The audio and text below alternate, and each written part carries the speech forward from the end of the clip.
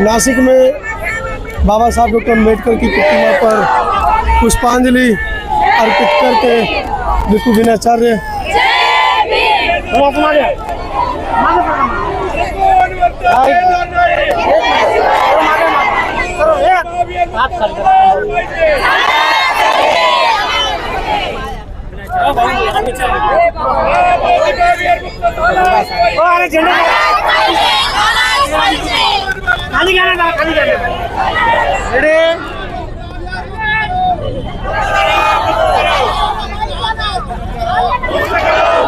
उतरे से बनते जी का भी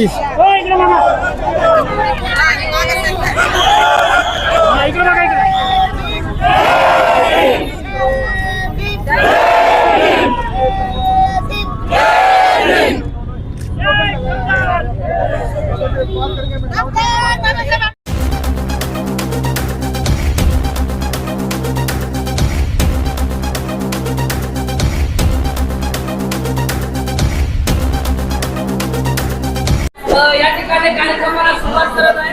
सर्वांनी आवाज शांत करा, सगळ्यांपर्यंत पोहोचला पाहिजे. महान कार्मिक तथागत भगवान बुद्ध परमपिता बोधिसत्व डॉक्टर बाबासाहेब आंबेडकर उपस्थित सर्व बौद्ध उपासक उपासिका बालक बालिका आजच्या या दिनी आज या ठिकाणी बुद्धगया महाबोधी मुक्ती आंदोलन याची सुरुवात पंचशील धम्मध्वज यात्रा ही नागपूरपासून सुरुवात झालेली आहे आणि आपल्या नाशिक शहरामध्ये आज ती आलेली आहे.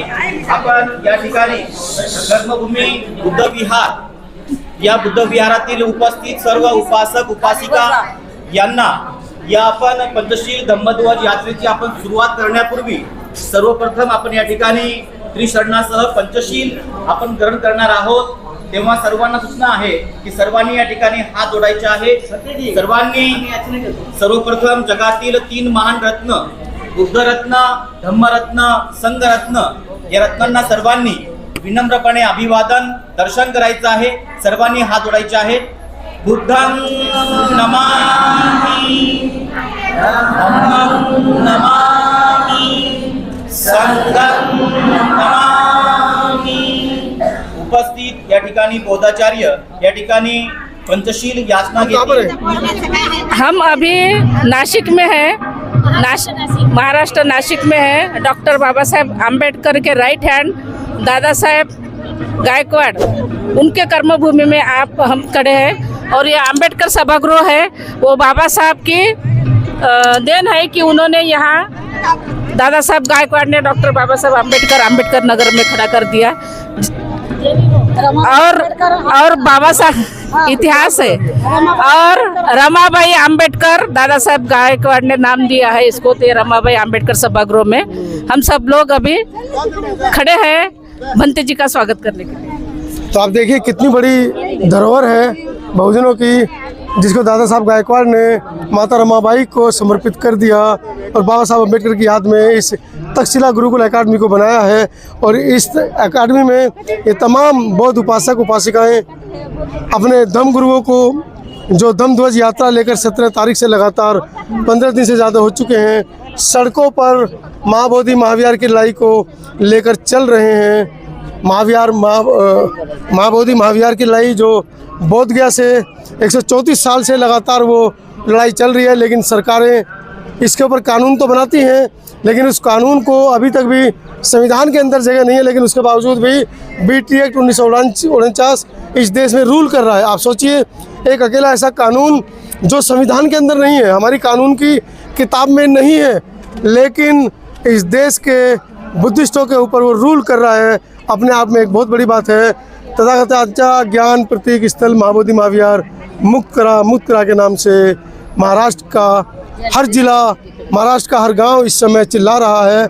और महाराष्ट्र नहीं, अब तो देश के बाहर भी विदेशों में भी महाबोधि महाविहार मुक्त करने को लेकर आंदोलन की तस्वीरें निकल कर आई हैं और आप लोगों ने वो देखी हैं.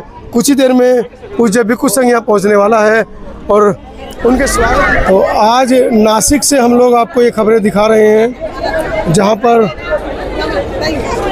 पंचशील धम्मध्वज यात्रा और उसके संयोजक नितिन भाऊ इधर है। नितिन भाऊ क्या कहेंगे आज जनता की इसके आगे देखकर? बहुत बड़ी खुशी हो रही है यहाँ पर जनता को देखकर, और काफ़ी बड़ी महिलाएं यहाँ पर आज की इस काफी संख्या में यहाँ पर है, और बड़ी आनंद और खुशी की बात है।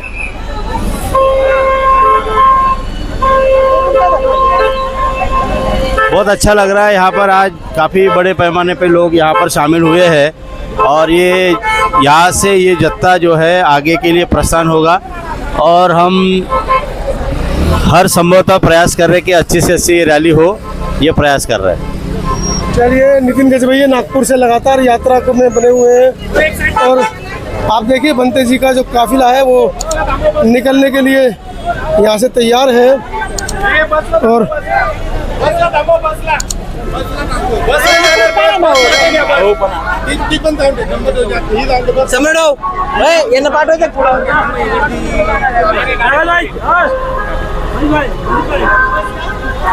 बनते जी, नासिक में बड़ा विशाल जन समूह इकट्ठा हुआ है, क्या कहेंगे इस बारे में? नासिक परम पूज्य बाबा साहब डॉक्टर अंबेडकर जी की ये कर्म भूमि है। यहीं से बाबा साहब डॉक्टर अंबेडकर जी ने, मैं हिंदू धर्म में पैदा हुआ, ये मेरे बस की बात नहीं थी, पर मैं मरूंगा नहीं, ये मेरे बस की बात है।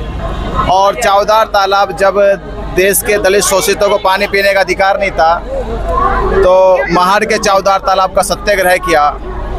ये वही जगह है कि जहाँ बाबा साहब डॉक्टर अंबेडकर जी ने यहाँ के शोषित पीड़ित समाज को जगाने का काम किया। और ये जो वाचनालय आप देख रहे हैं, तो ये बाबा साहब डॉक्टर अंबेडकर जी ने खुद इसका उद्घाटन किया है।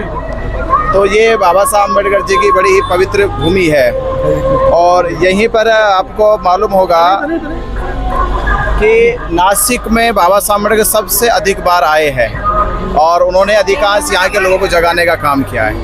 तो आज यहाँ महाबोधि महाविहार मुक्ति आंदोलन के जन समर्थन में ये धम्म संवाद यात्रा पहुँची है, और बहुत ही अपार समर्थन सहयोग नासिक वासियों का, कि वो बाबा साहब अम्बेडकर जी का जो जज्बात, जो क्रांति थी, वो जिंदा है।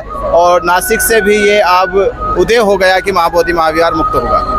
एक मिनट, ये दलाई लामा का पट्टा है, इसने दिया था आपको। ओहो, दलाई लामा जी ने पटका दिया था उपासक जी को, और उपासक जी ने बनते जी को भेंट किया है।